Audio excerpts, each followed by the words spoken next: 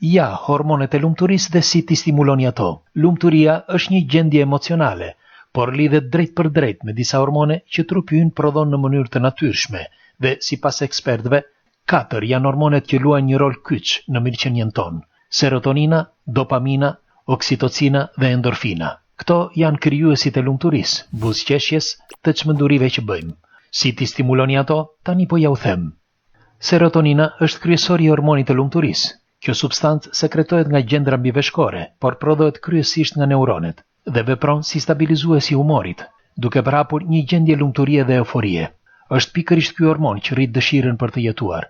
Stimulohet me një dietë të shëndetshme, të pasur me triptofan, pra konsumi peshkut dhe qumshtit. Njëkohësisht edhe ekspozimi ndaj rrezeve të diellit, ndërsa oksitocinën e stimuloni me anë të përqafimeve dhe ledhatimeve, qoftë kur e bëni ju, por edhe kur e ushtrojnë mbi ju.